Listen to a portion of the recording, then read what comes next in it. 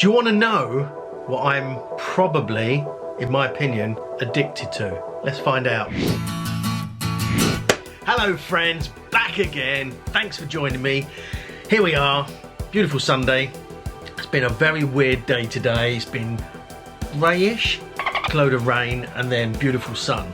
Bizarre, but obviously indoors recording as you do. So as I said, thanks for coming back. Hopefully I've got a bit more energy today.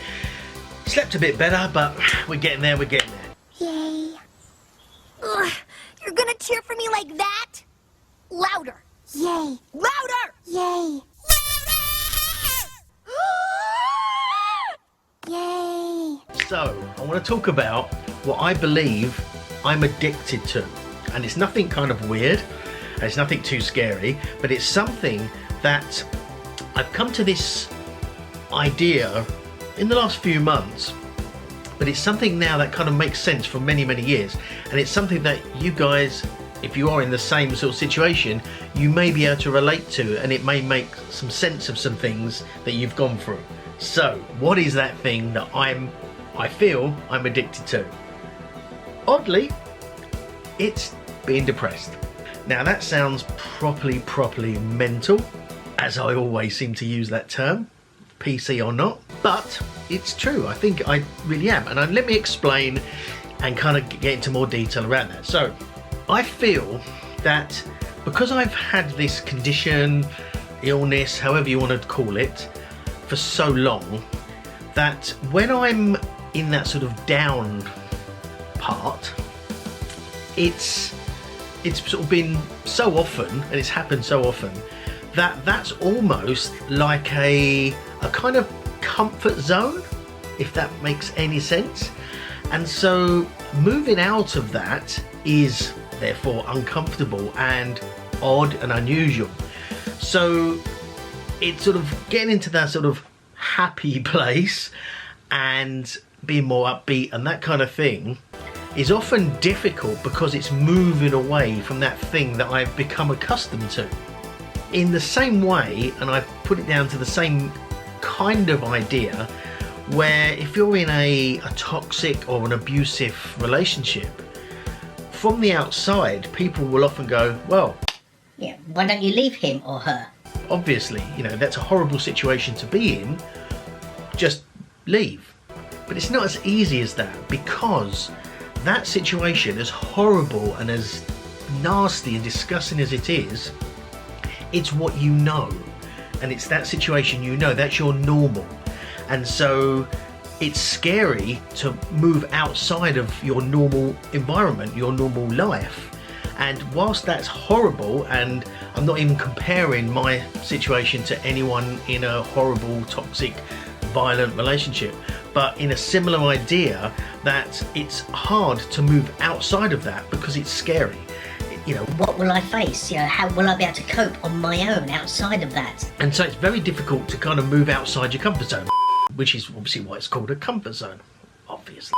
That whole concept of change is what people say, we fear change or we find discomfort in change. It's because when we're used to something that's our normal life, to move outside of that can be terrifying, absolutely terrifying. And particularly if you are suffering from any sort of mental condition or anything like that, that just compounds the issue.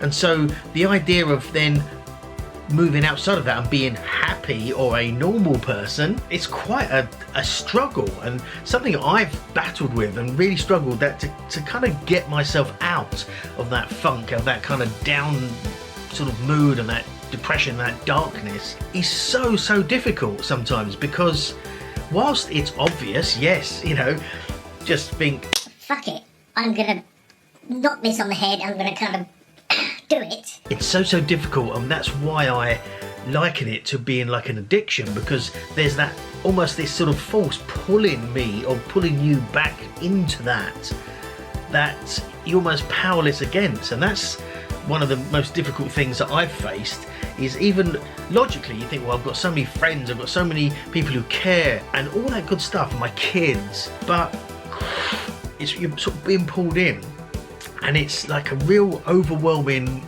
addiction.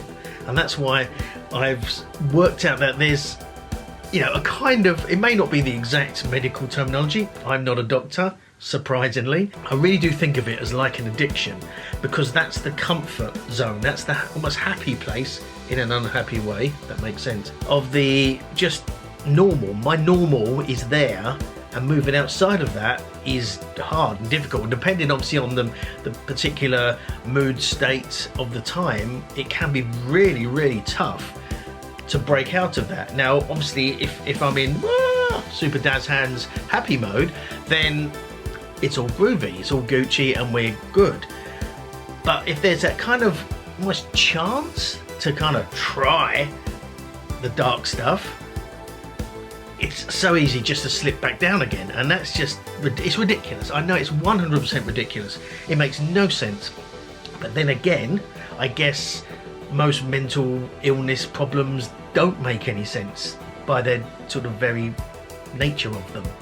So that's why I just wanted to share with you this concept of it being like an addiction, and maybe that might explain some things that you might be going through, and why it's sometimes hard to kind of get out of it. And something that I've come across through another kind of avenue or tangent that I'm actually going to explore and look into and see if there's any kind of value in it for me in this idea, is the classic 12-step program, which you use in Alcoholics Anonymous. And I think it can be applied to pretty much anything sort of addiction based, and because of the principles of it. And I want to explore that to see if that can almost work in this respect, because, you know, if anything helps, why not give it a go? But yeah, I'm going to see that, and it's something that perhaps I've never considered before, but I've sort of come across it, and I thought, I wonder if you can apply those sort of techniques and those steps to this.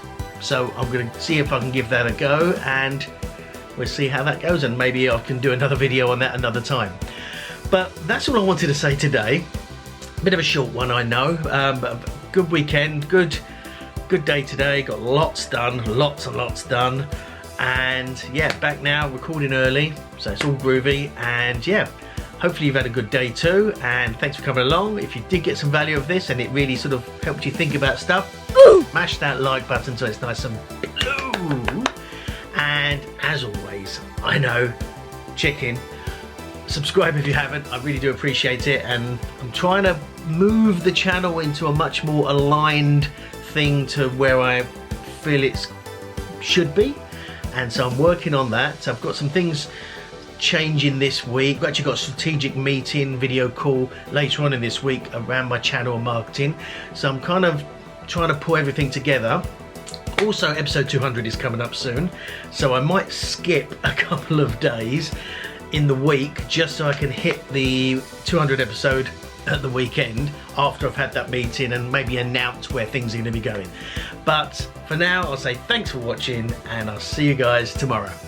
Bye-bye. Thanks again for watching, guys. I really do appreciate it. If you haven't subscribed already, make sure you do so down here, and check out my other video down here. Remember, live your best life. See you next time. Bye-bye.